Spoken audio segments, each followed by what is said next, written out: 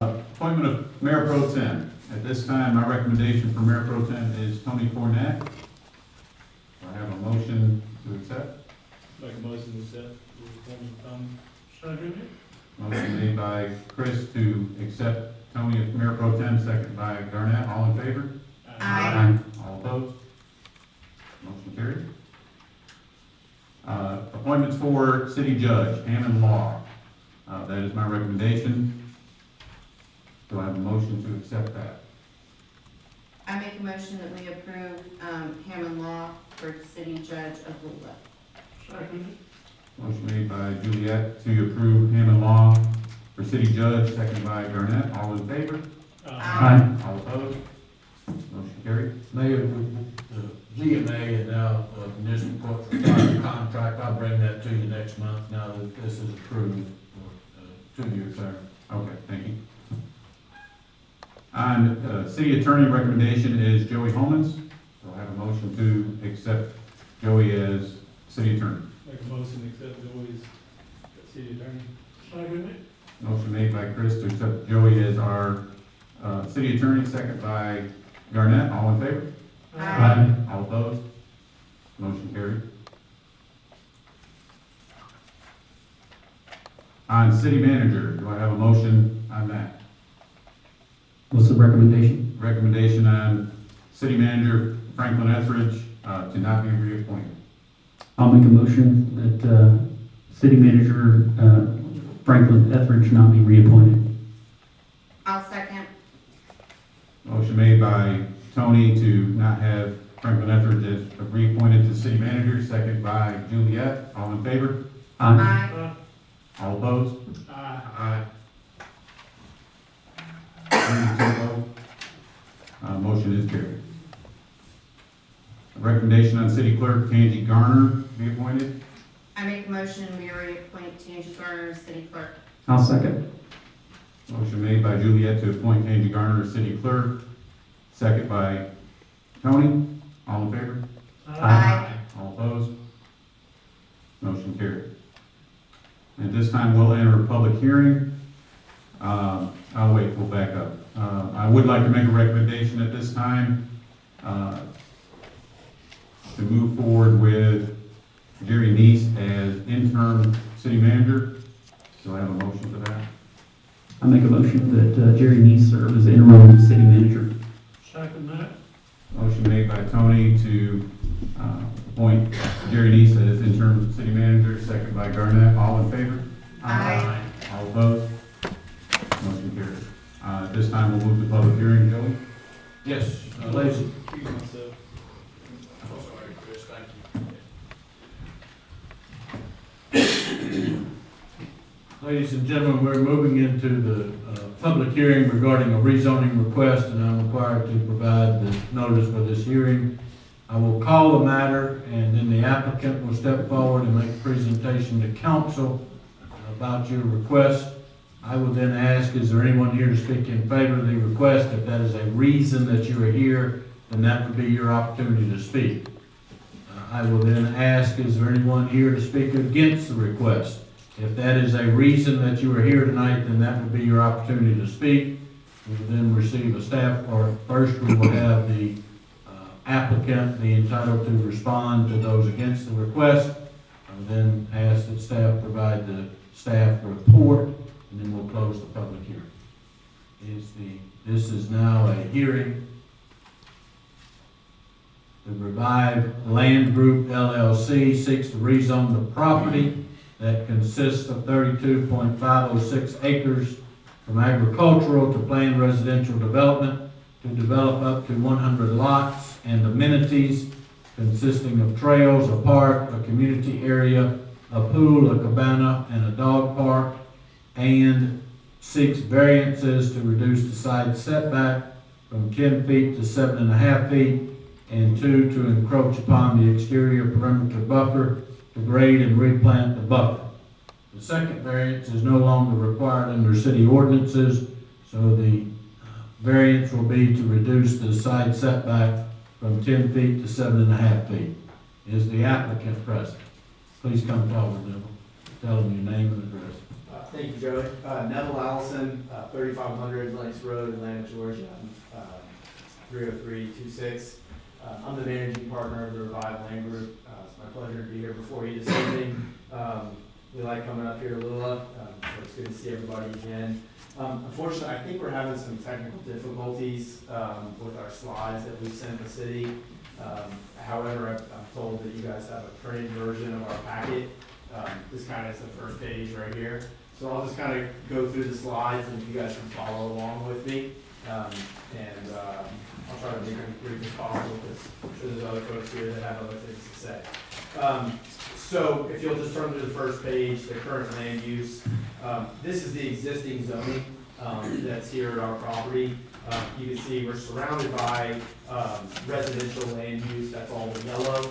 Our site is the green patch with the orange star on it. As you can see, that's an island of AG surrounded by residential. Typically, when you rezone property, that's what you're trying to avoid, is creating islands. And this is the opportunity to correct that. If you go to the next page, this is straight from your comprehensive plan. I think it's really important to focus on the future land use map and the comprehensive plan for every municipality, but especially Lula. That is the guidebook for the city. A lot of effort, a lot of different people put in their vision into that comprehensive plan, and that is what developers, strive to follow and adhere to. To that point, we have done as a company about 24 rezonings over the last couple of years.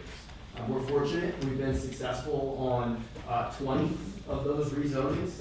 But what I wanted to point out was typically when you follow a city's comprehensive plan, that means that you meet the goals of the comprehensive plan, you provide the character area of that comprehensive plan, and you follow those rules and regulations, you get a staff report recommending approval. That's really what staff's job is to do, is to assess an applicant's application and proposal and analyze how it fits into the municipality's comprehensive plan. To that point, of the 24 rezonings that we did, 23 of those that matched the comprehensive plan also had staff recommendations of approval. That just kind of shows the precedent and the way that it typically works in most municipalities. So back to Lula's comprehensive plan. As you guys know, you've really done a good job creating a vision for growth. There's talk of, hey, we want to revitalize our downtown, we want a grocery store. The way to get those things is through additional rooftops. It's written, about 5 or 6 different places throughout the comprehensive plan about fostering economic growth. That's exactly what we're trying to do. The next page, this is a shot of your future land use map from your comprehensive plan. What this shows is the neighborhood character area in orange. Again, our site is the yellow star with the red arrow pointing to it. And that is the neighborhood district as defined in your comprehensive plan. I think it's important to note, we're not on the edge of that district. We're not a growing part of it that abuts something else. We are surrounded by this neighborhood district. If you go to the next page, it defines, your comprehensive plan defines the type of development that is recommended to occur in that character area. The very first one listed is small lot residential development. And that's the proposal that we brought for you this evening.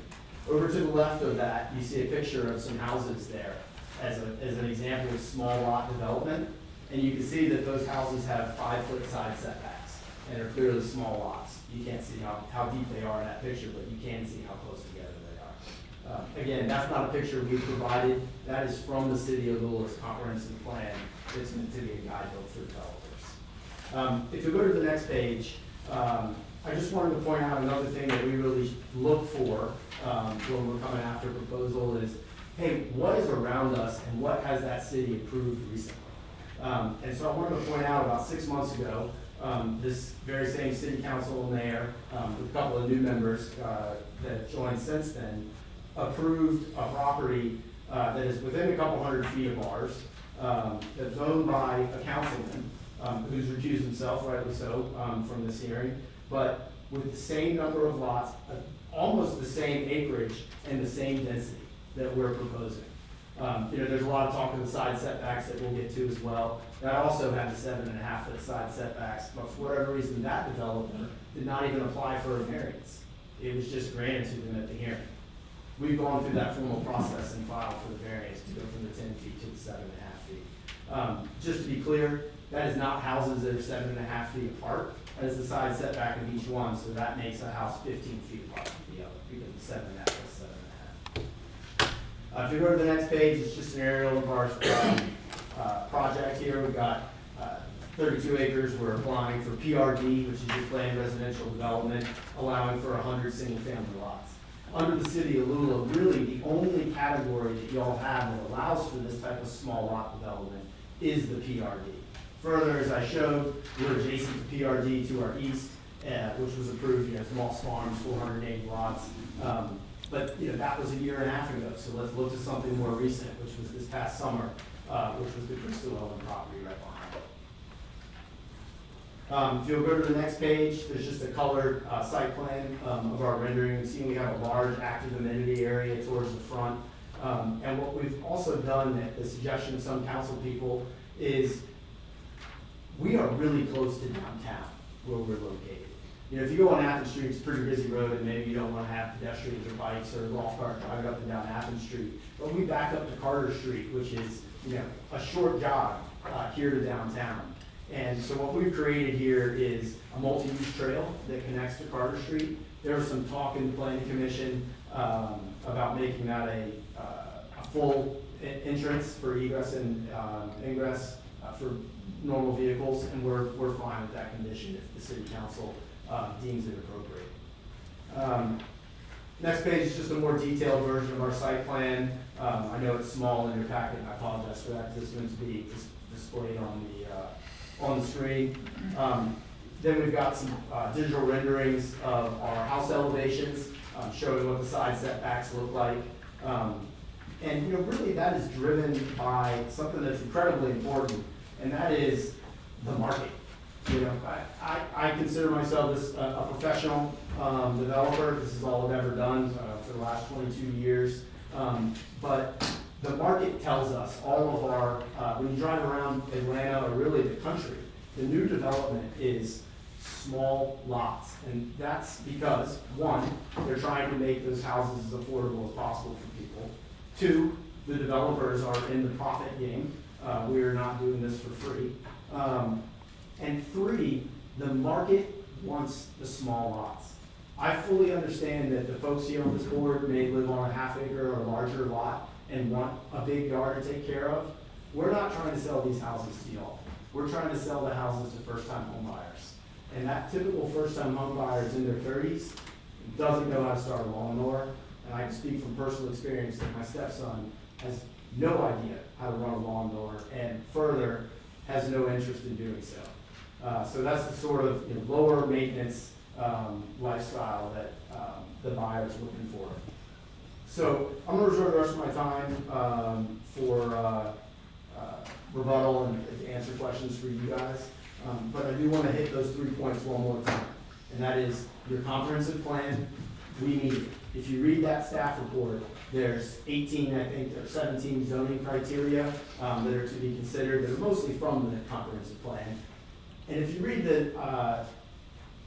that staff report, we really hit every one of them. It's a very positive report for our development about not causing any adverse effects on the surrounding properties, in that we are in conformity with the surrounding properties, criteria like that.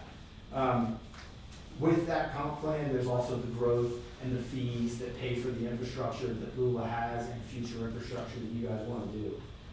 The second point, the precedent and the equality. The precedent's been set by the approval right behind us, and all we are asking for is equality. We want to be treated the same as that developer.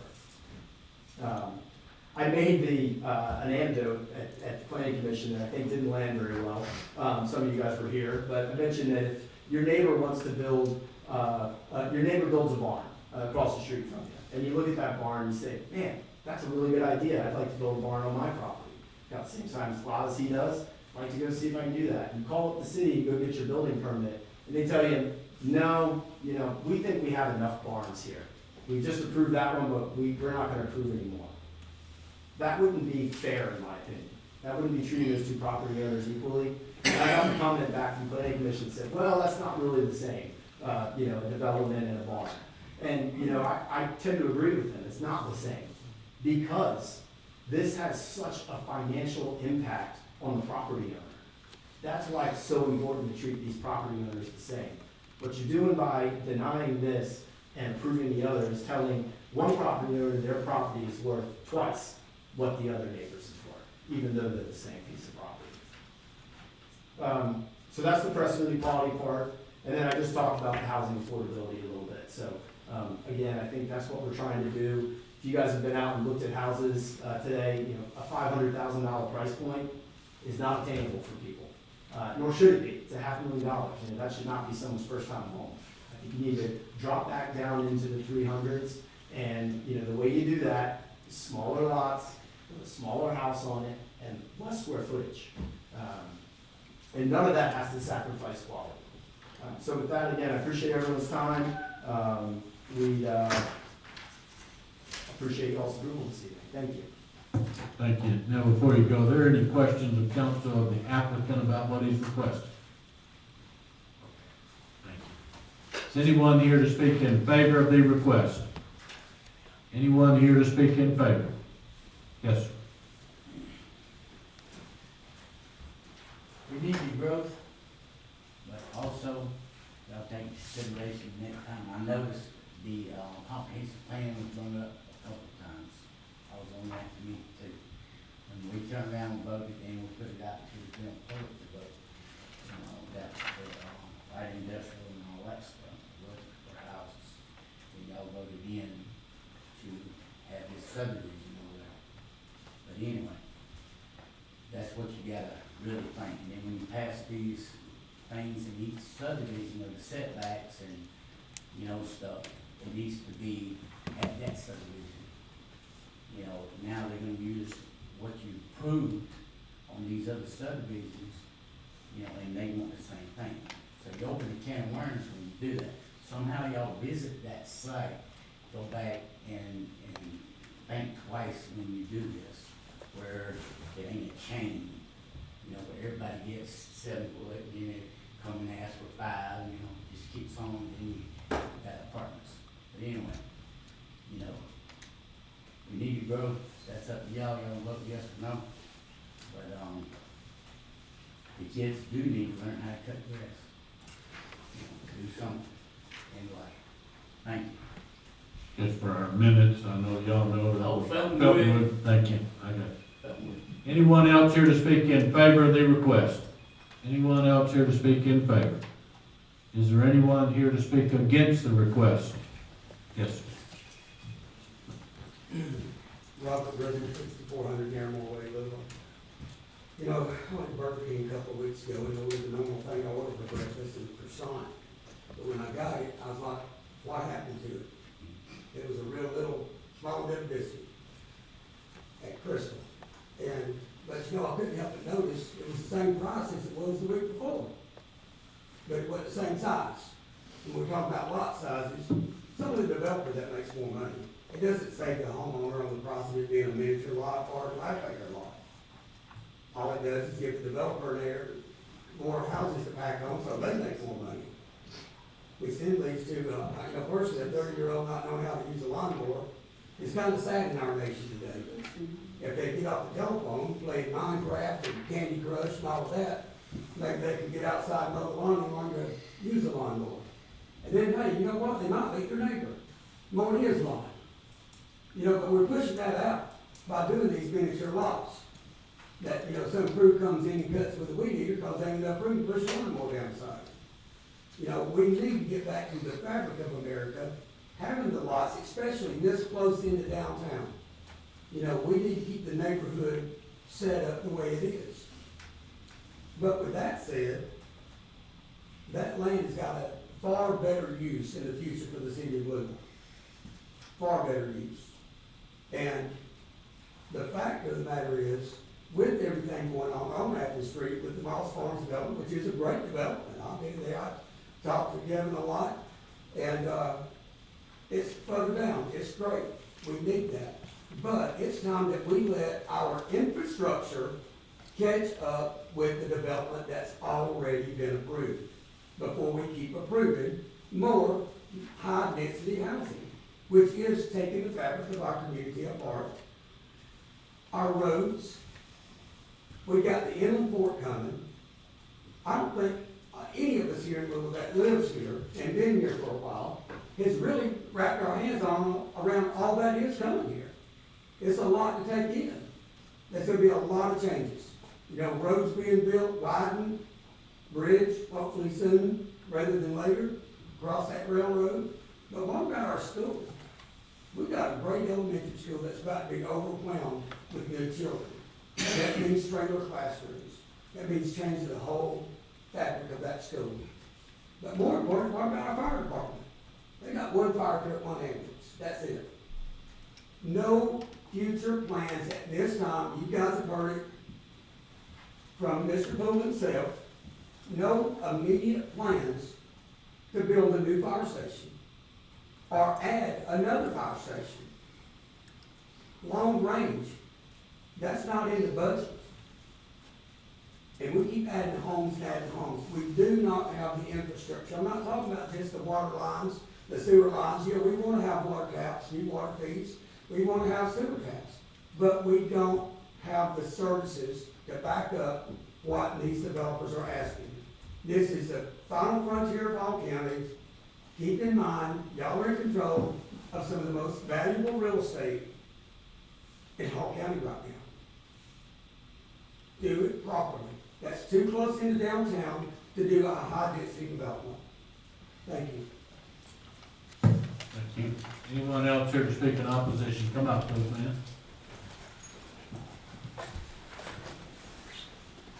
My name is Judy Vincent, I'm 718 Primavera Highway. I pretty much second everything Robert just said. We've addressed this fire station issue before.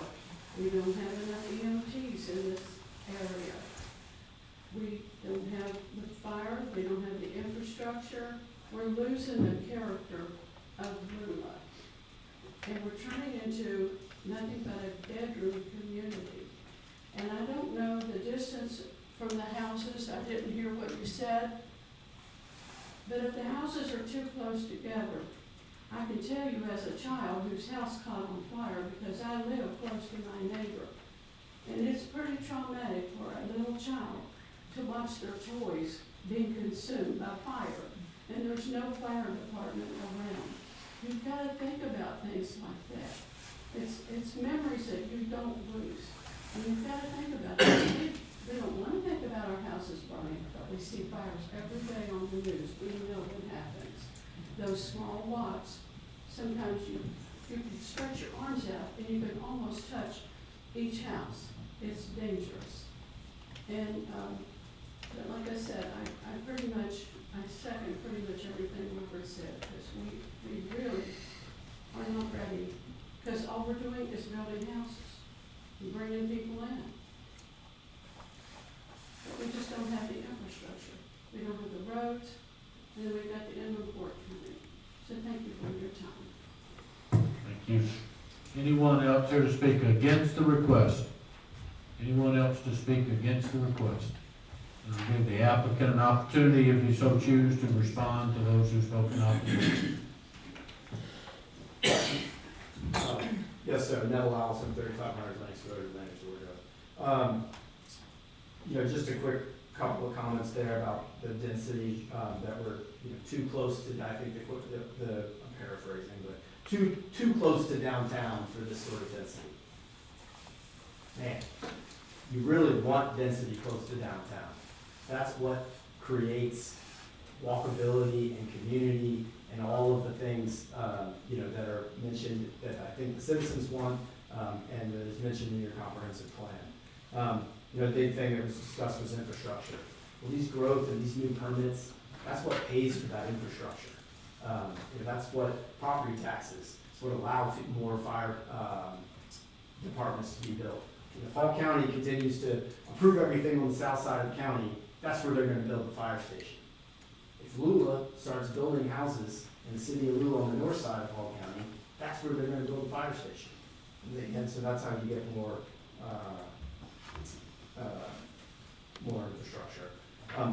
Back to the side setbacks, while that's not an issue that we would die on the hill over, as they say, we do think that the precedent has been set there. This is not a safety issue. We meet Hall County requirements for the setbacks, that's Hall County fire requirements. And again, this is not cutting edge of requests that we are making. 567 houses next door. And I think that the condition that was passed on the 87 was that no more than 50% of those could be the 48-foot wide lots with the 7.5-foot side setbacks. That's 283 houses that have been approved within a couple hundred feet of our subdivision with the same side setbacks that we're asking for. Thank you. Thank you. Jerry, I think you have the staff report that's been provided to mayor and council. Yeah, and we've gone over it, numerous times, and staff still holds at the R1 zoning recommendation with 62 single-family units built on that subdivision. That would put it just on the buildable part, about a quarter-acre lot size. And I'll close the public hearing, but mayor and council, if y'all have questions of the applicant or of staff, you may pose those questions.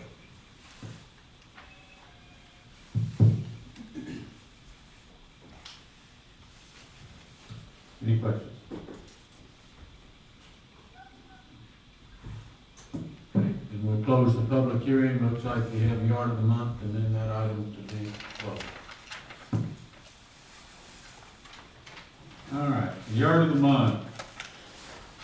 District 1, Sandy Jackson and John Rowden, 5938 McLeod Street. District 2, John Merck, 5644 McLeod Street. District 3, Cody and Georgia Alford, 6069 Main Street. District 4, Roy and Sharon Hall, 5152 Mountain View Road. District 5, Sharon Clark, 5904 Wall Street. Congratulations to all those Yard of the Month winners, and thank you so much for all the work that you do to keep your yards up.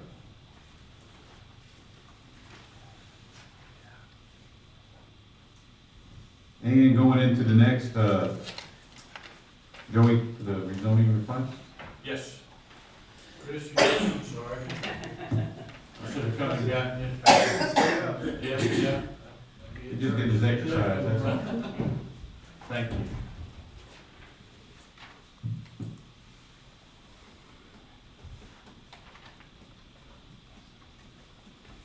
Okay, go. Yes. Rezoning request for 2025 to 006, and variance request 2025 to 004, the Revive Land Group LLC for property located at 6150 Athens Street, Lula.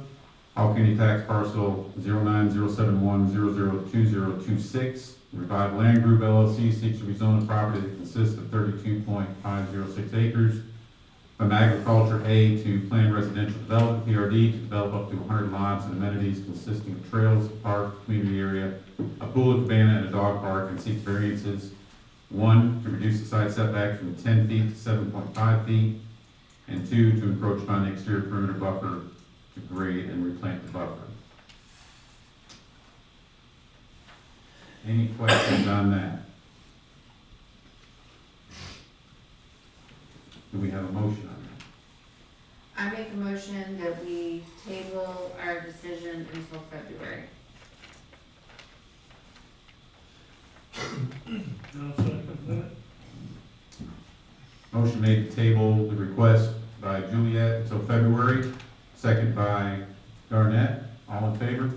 Aye. All opposed? Motion carried. We table till February meeting. I'm gonna get the date. Can we get a date, sir? I get you. Thank you. Just a second. Be February the 16th at 7 o'clock.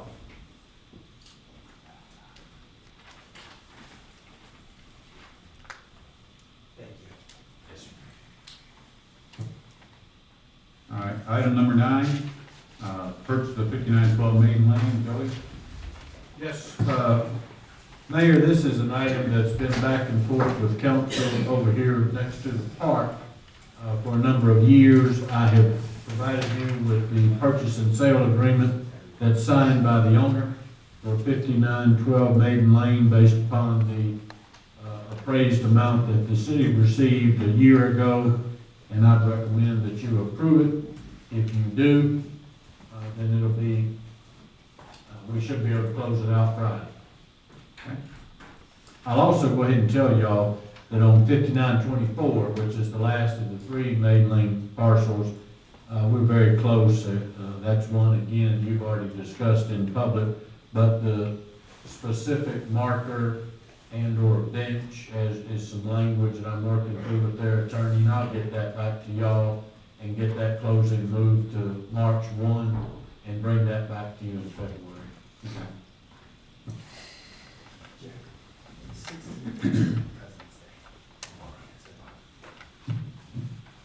We need a motion for the Yes. purchase of 5912. Yes. I make a motion that we approve the purchase of 5912 Maiden Lane as proposed and presented by Joey Holman. I second that motion. Motion made by Tony to purchase 5912 Maiden Lane as proposed, second by Andrew. All in favor? Aye. All opposed? Motion carried. And I apologize for number 10, it was just a double type. I was gonna ask you about that. All right, that brings us to citizens' comments, one more time.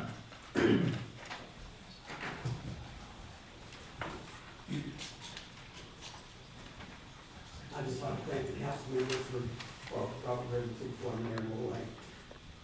Thank the council members, I know it's tough to make some of the decisions, but tabling it was a good idea. It just takes strength to look at our community, what we need, how we need to let it grow right now, and how we're gonna get more fire services. It's not as simple as, oh, they're doing a lot of work down in Lula, we're gonna send another fire station up there. It's a whole lot different than that right there, and everybody knows that.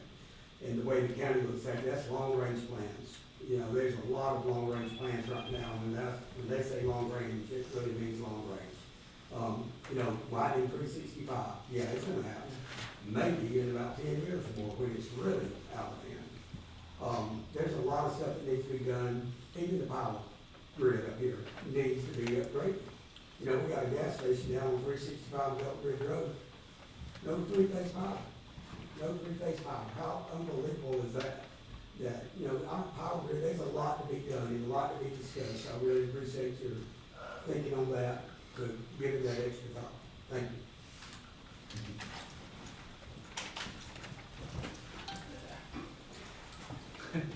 Good luck. We got a new city council. New mayor. But anyway, y'all get along and they gonna get along with the people and let's move this city together, all of us. You know, seriously, and get along with the Stark side also. You know, but, get us some road paved and some infrastructure downtown. But I appreciate it, and thank you for not cutting us off in 3 minutes, sir. I mean, that is a wonder, and good luck on your job. But still, I like old Craig. I mean, come on, you know, for how many years you've been, you can't talk to a city manager, but it was crazy like this. Oh, this is so nice, but anyway, that's my own point. Let's get this city moving together, all of us. Let's try to go on, work together, bring you in. Please, comprehensive plan when you turn around and get people on these committees and everything is set. You know, before you jump the gun, oh, we need to grow this now. Think about it, you know. You got a planning commission, you got everybody work together. And if you have to, just pull everybody together. Heck with the meeting thing or whatever, but discuss it. You know, like, here's the planning commission, the city council, everybody. Everybody in the same room, talk together, work stuff out. Thanks.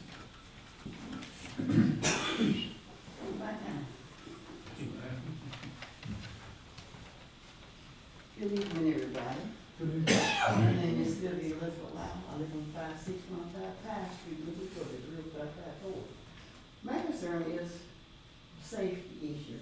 I brought this to the council a few years ago, and it's about the trains, regular crossing trains. And if you have I live over there, so if you go over there, that fire department can't get over there, and they can't get on that side over there. So I was told then, like 15 years ago, I think it's probably, that they was gonna, talk to the Banks County EMT's department, fire department down there. Well, that's too far away. To be over there on 5615 Pine Street having a heart attack, and you waiting for the EMTs come from, Banks County to get to your house. So that's my issue, and then they said that the trains, not a regular block. Oh, it's broke, the economy is getting down the track, that's good. But we need to think about when those regular crossings are blocked, and you have a mercy over across the tracks. The fire department can't get over there, and the EMTs can't get over there. That's my concern. And you have traffic backed up from trucks, backed up from way down on 152, and everybody's sitting there waiting. But that's another thing. But anyway, I'm concerned with safety. But the people on the other side of the tracks, that the fire department can't get over there, and it's very much. Yes, ma'am. I noticed you have it listed, the community game night for February the 12th. And for y'all that didn't come, you really missed a nice event. It was great.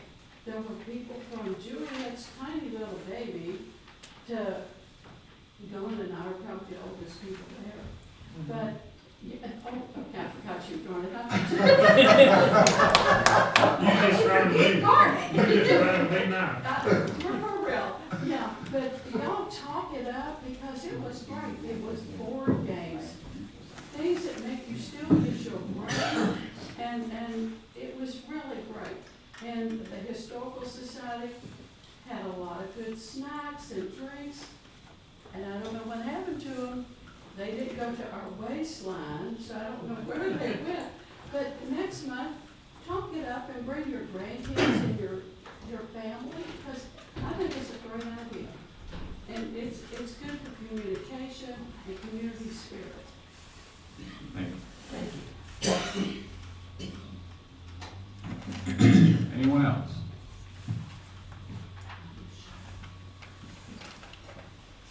All right. Council comments. We'll start with Juliet. Okay. I will second what Ms. June said. Community game night was fun.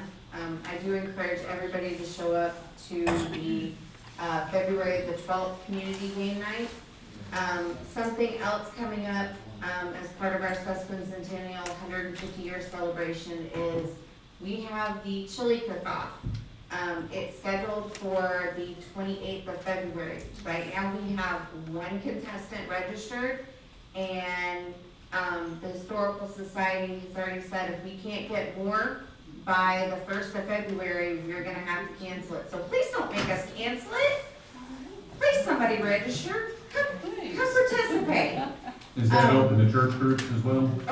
It's open to church groups, it's open to, emergency service groups that would like to come in. It's open to pretty much anybody that would like to. Cash prize.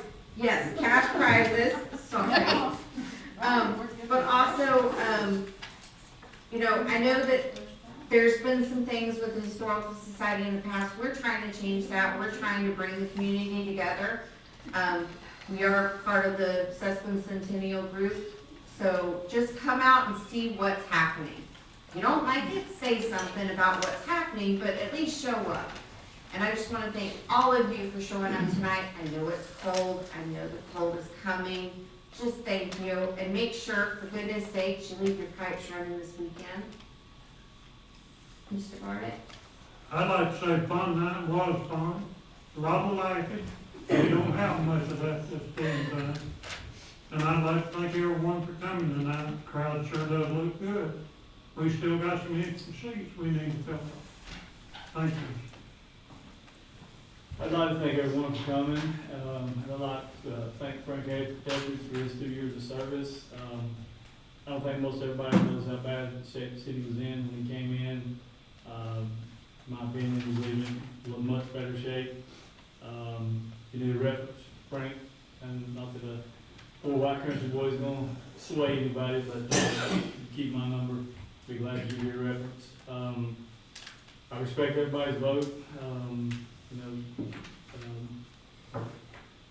I think they respect mine, so, but, like I said, thank everybody for coming. Agree with Felton, let's all work together, let's keep this community growing strong and, going in the right direction. See y'all next month. In the mindset of thinking of the community, I wanted to bring up, at the church that I go to, Liberty Church in Lula, we have an upcoming, loaves and fishes. It's for the community. It's free for y'all to come out there. They have it set up this Friday, January 23rd from 2 to 4. They're gonna be pre-packaged box that's gonna have food and meals in there. And then again, on Saturday, it's customer choice. Kind of set up like a small grocery store. It's real neat. You get to go in to the area at our church where you can go in and pick what you want, just like you would at a grocery shop. And it's kind of first come on that, first come, first served. They help you load it into your car, and they help the community there.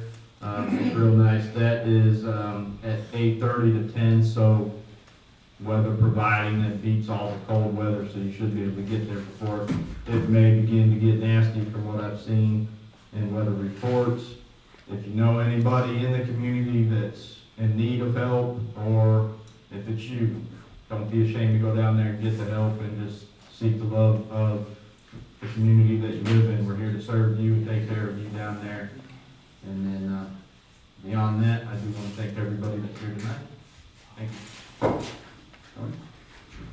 I do also want to thank everyone for coming out tonight, and also just be mindful, as Juliet had said, it's going to be cold. Please take care of your pets. Make sure that they're nice and comfortable. If it gets down below freezing, I know that's really rough. Additionally, I know that we're off to a good start this year. We've had our first full meeting with the new council, new mayor. Keep all of us in mind. I know there's several that are going to be going and attending the Cities United Summit, which is put on by Georgia Municipal Association this weekend for additional training. And we also have an opportunity to go down and support our General Assembly, which is our Congress, our state Congress representatives, and that'll be taking place on Monday with initiatives there. It's an opportunity for the cities to come together and discuss and identify things that small cities, medium-sized cities, large cities are going through, and the same challenges that we're having. A lot of the same topics. Housing affordability. That's one. There are several items that come up in discussion. So it's a good opportunity for us to get best practices, share best practices, and learn from one another. I'm just really excited about this year. I think it's going to be a good year. So thank you all very much for allowing us to serve you. Thank you. Thank you. And I'd just like to say, great crowd tonight. Thank you for all coming out, braving the cold. Be aware for this weekend, I deal with this on a daily basis, calls with National Weather Service, as well as some different agencies for the nature of what I do for a regular job. And this storm that's coming in is going to be dangerous. All right, they're talking 1/2 to 3/4 inch, if not more, in ice. So make sure you're getting prepared today, tomorrow. Be ready for that. All right. Make sure you've got plenty of water, plenty of food that you can eat if you don't have a way of heating it. Make sure you're taking care of your pets as well, and just be prepared for this. This is something we haven't seen. What they're talking about today, one of the briefings I was in, also was stating this is a storm they hadn't seen in recorded time here. So be prepared. This is not going to be good. But I would like to say thank you again. And Frank, I'd like to say thank you to him for his years of service. Thank you to Jerry for stepping up as well. And we will see you all next month. Everybody have a wonderful, safe night. I make a motion to adjourn. Hang on. Sorry. Hang on. Okay, we were saying goodnight. Well, I would just want to get the upcoming meetings coming up, because I forgot that last time. So, upcoming meetings, Lula Ladies, lunch and dinner will be tomorrow at noon and 6:30, tomorrow evening. Development Authority will meet on January 27th, 6 PM here at City Hall, weather permitting. Historical Society of Lula Belton, Monday, January 26th, 7 PM at the Depot. Weather- 6:30. 6:30, yes. 6:30, weather permitting as well. Planning Commission meeting, Tuesday, February 3rd, 6 PM, City Hall. City Council work session, Monday, February 9th, 6 PM, here at City Hall. Community game night, Thursday, February 12th, 6:30 at the Depot. And yes, please, let people know about that. My granddaughter was asking me today, because she missed the last one, wanted to know when the next one was. And there will be some on Saturday, correct? Yes, there are a couple on Saturday. Also, he would like to say something. And then the last thing we have is regular council session will be on Monday, February 16th, 7 PM. I just wanted to bring up to all the council members that's going to the Cities United Conference this weekend. Stay tuned to your email. They are giving updates about the weather. There is a possibility that they may cancel the conference. So I just kind of want to let you all be aware of that, so. And as far as the preparation for this ice storm, just want to throw it out there, about 12 years ago, Kentucky had an ice storm like this. The whole county went 911 dark. They had to replace 1,600 power poles to get the county back in operation. And they had to get the National Guard in to bring the generator to the 911 center in order to function. So everybody needs to take this ice storm pretty serious and stay tuned to the weather. Yes. All hearts and minds clear? All right, motion to adjourn? To adjourn. You gotta take a vote. Second. Motion made by Juliet to adjourn, second by Chris, all in favor? Aye. All opposed?